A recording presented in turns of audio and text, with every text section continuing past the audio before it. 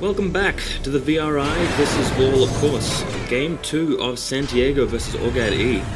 This time we're on Outer Reaches, so Orgad, having picked Outer Reaches as a map that he's a bit more comfortable on, he's got Orc for this game, and Santiago has got Tau. So, as far as I know, Santiago is pretty used to this particular matchup, Tau versus Orcs, Orc versus Tau. He's played both sides of it, as far as I know.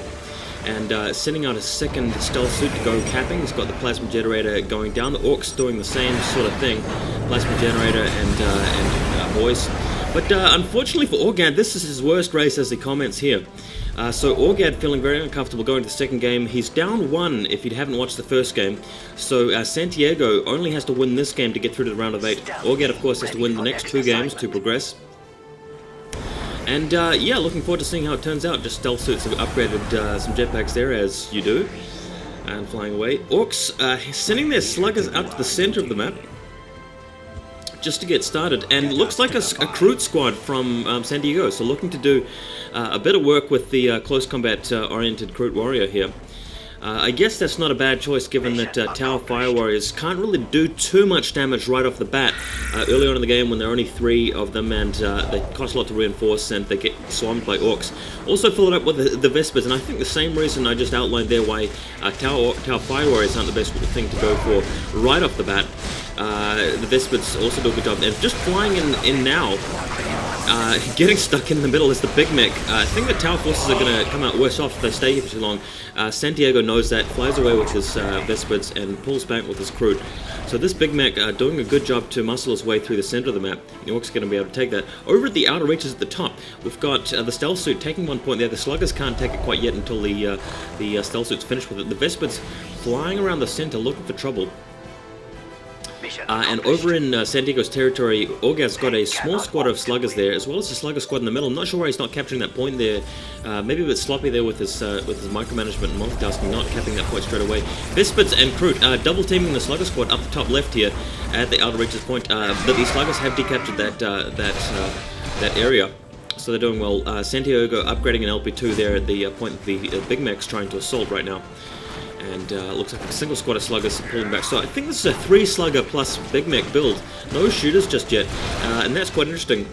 I think he'll need shooters though. He'll definitely need shooters as the game progresses, and just it remains to be seen how quickly he is able to get them, given what he does in terms of early game choices. San Diego bringing in a worker to repair this post. Nice timing with it too. Looks like he may have cancelled that LP2. Doesn't really need to upgrade it. The worker getting back on its feet. Well, not that it has feet, but you guys know what I mean. Invisible Gretchen now. Haven't quite put up the listening post. So again, multitasking. I think Orgad's just been a little bit slow, a little bit behind Santiago already in terms of multitasking here. He is a little bit of a less experienced player, I think. But yeah, that sort of thing's showing right now.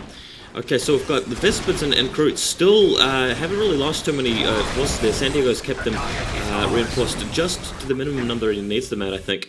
Vespers, sorry, not Vespers, Stealth Suit's capturing the points up the top of the map.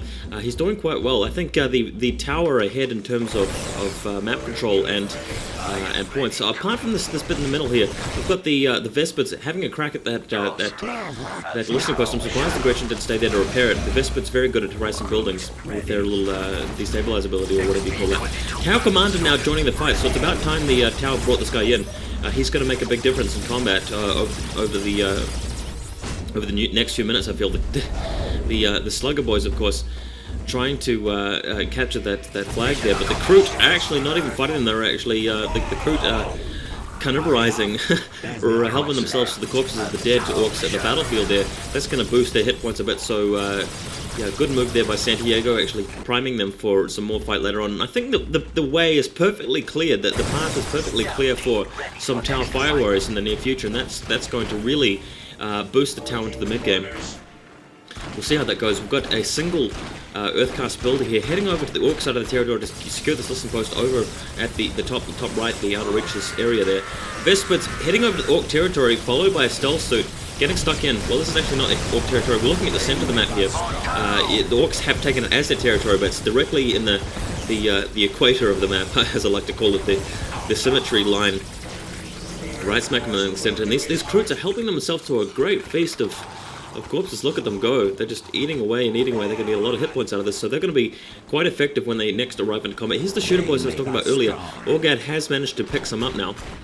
So that will be useful, although he shouldn't really be expecting to outshoot any Fire Warrior squads when they show up. It's just that, killing the work as well, nice job there by Orgad. But yeah, when Santiago eventually manages to get a lot of Fire Warriors, it's going to be tough for the Orks to survive if they don't have some decent shooters, like with big shooters out, with Knob Leaders, that kind of stuff, and Storm Boys as well, really good. And it looks like this Big Mech doesn't seem to have a teleport charged up.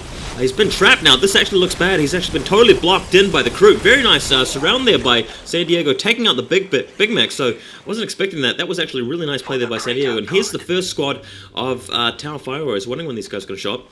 Nice green looking color scheme there. Look like frogs hopping along. I'll stop being stupid. Okay, so Slugger Boys taking the relic back for the Orks, but the Vespers arriving to prevent them from doing that. Haven't even decaptured it, so the Slugger Boys are pulling back.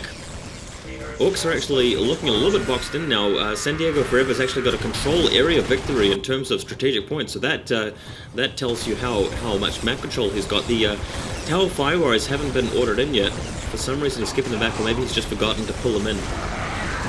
Shooter Boy's doing a lot of damage back here. Well, not a lot of damage. Doing a little bit of damage to the Crew Warriors, but don't forget they've been buffed up with their hit points thanks to eating a lot of dead bodies. Looks like Santiago is capturing all 3 critical objectives on the map at once, so he's going to have the take and hold victory counting down as well, alongside the control area victory. There's that relic. Still hasn't been captured by the Orks, and the Tower Fire Warrior, the Tower Commander is getting a lot of shots off here. Target-rich environment, as you call it. Big Mech has been killed, as you saw before, and I'm not sure whether Organ can afford to get him back just yet. Here, the Fire Warrior is finally on the move, heading up onto the hill. Maybe they'll be in range of the Orks from there. I don't think they would be. We're talking about the hill in the background from this point of view here. That's where the Tower Fire Warriors will be showing up shortly.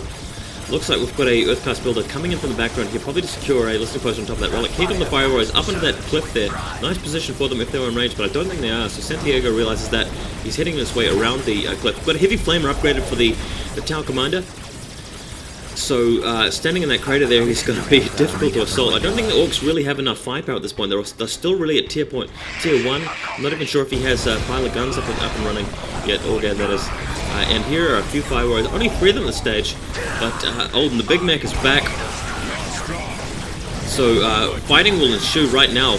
Got a lot of stuff going on. We've got the Crew and the Vespers in close combat, tying up all of the shooters, while the Fire Warriors sit back below. The Fire Warriors have just been tied up. They've just been attacked there by a unit, and there's the GG from Orgad already. So Santiago taking that out 2-0, heading through to the next round. Well played by Santiago, and thanks Orgad for participating in the tourney. Really enjoyed those games.